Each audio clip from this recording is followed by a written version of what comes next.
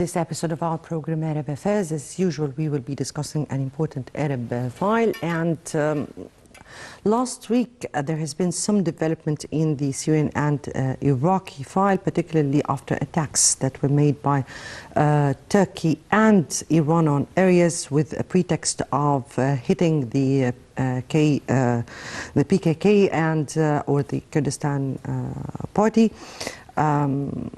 Those attacks were very much followed with concerns by Egypt and the Arab world. Particularly, Egypt has already spoke loud about such an issue, saying that such attacks violate the sovereignty of both countries.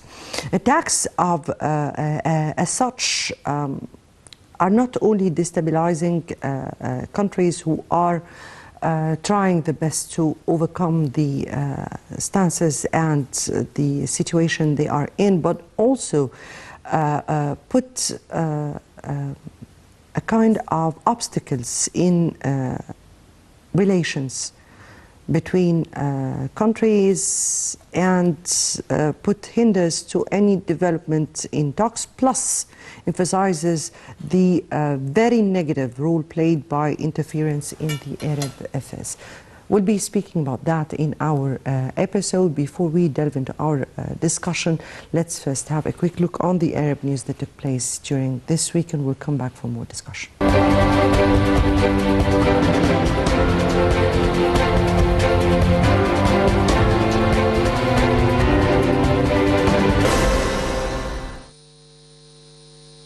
President Abdel Fattah el-Sisi returned home after a visit to Qatar, attending the World Cup opening ceremony in Doha.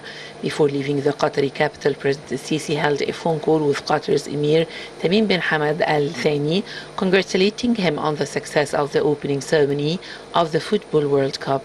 President el-Sisi said the ceremony was reflecting an honorable image for the Arab countries, expressing his appreciation to the good reception and hospitality. The president also stressed the deep historical relations between the two brotherly countries. For his part, Qatari Emir expressed his deep appreciation to President el-Sisi's attendance of the World Cup opening, being a dear guest for Doha. He added that President el-Sisi's visit deepens relations between the two countries, especially with the positive developments that the ties are witnessing on all levels. Presidential spokesman Ambassador Bassam Rodi said that President Abdel Fattah el-Sisi shook hands with Turkish President Tayyip Erdogan during the World Cup opening ceremony in Doha, Qatar on Sunday. The gesture came as a testament to the historic relations between the two countries and the deeply rooted ties linking both the Egyptian and Turkish peoples. It was agreed that it will usher in a development of bilateral relations between both sides.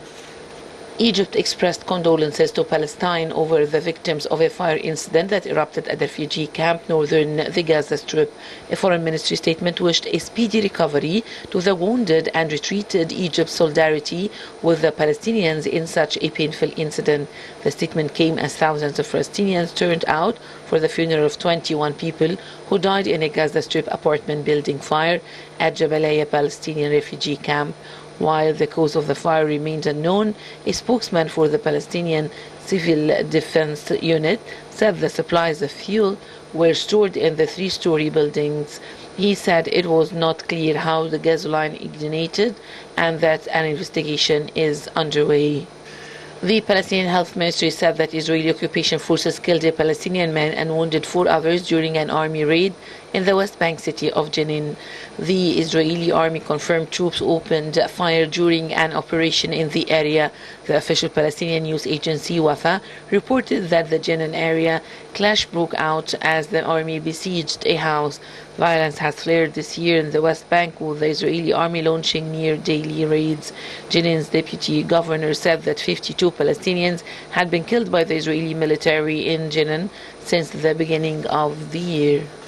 Lebanese lawmakers failed a 7th time to elect a successor to former President Michel Aoun, even though the vacancy is hampering efforts to rescue the country's economy. Lawmaker Michel Aoun won the support of 42 of Parliament's 128 MPs, but his tally fell well short of the required majority and was exceeded by the number of spoiled ballots cast by Hezbollah lawmakers. Aoun's own election in 2016 followed a more than 2-year vacancy at the presidential palace as lawmakers made 45 failed attempts before reaching a consensus on his candidacy. At least 2 people died as heavy rains hit western Saudi Arabia, including the coastal city of Jeddah, delaying flights and forcing schools to close. The Mecca region includes Jeddah and Mecca city. The road connecting the two, which many pilgrims use to reach Mecca, was closed once the rains began, although it was later reopened. In Jeddah, images posted to social media showed standing water snarling traffic and partially submerging some vehicles.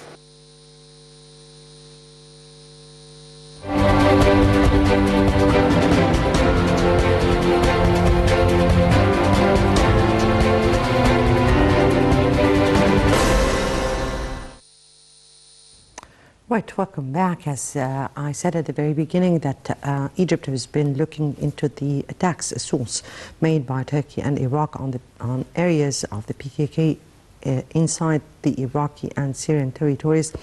That has very much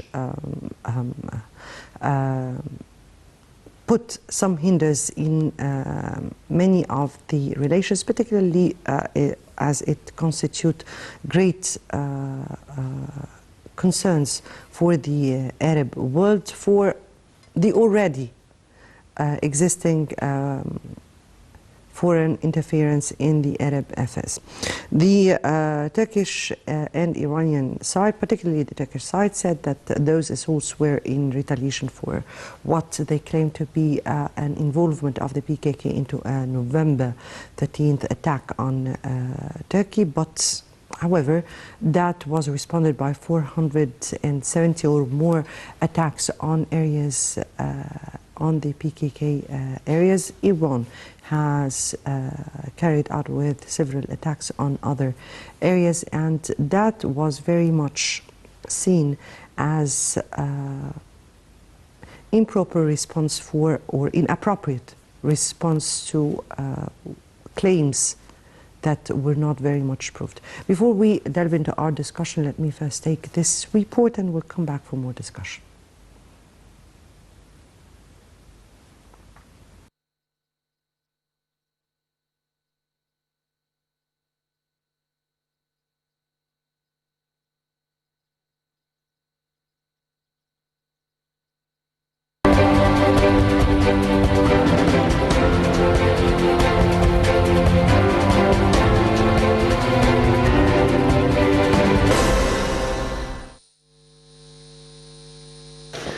The Foreign Ministry said that Egypt is following with deep concern the assaults on Iraq and Syria by the Turkish and Iranian sides over the past days. The ministry expressed deep concern after the repeated attacks against the two Arab countries, which violate the sovereignty of each of the two countries. Egypt calls for ensuring de-escalation in order to stop the bloodshed and sparing the region more factors of instability. Meanwhile, Iraq announced that it planned to redeploy federal guards along its border with Iran and Turkey after repeated bombardments from both neighboring countries.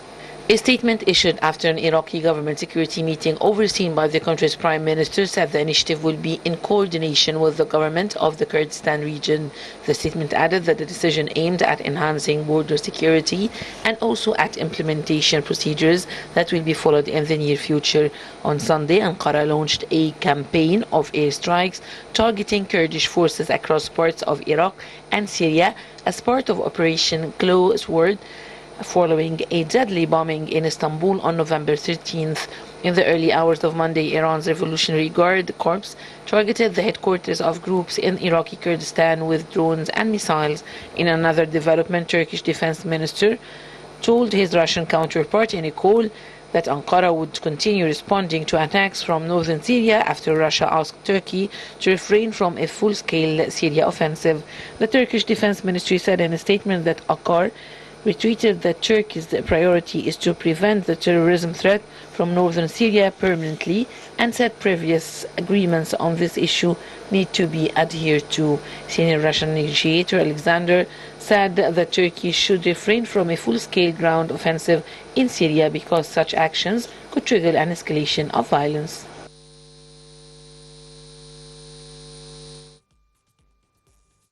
Egypt opens up to the world. President Abdel Fattah al-Sisi meets with world leaders.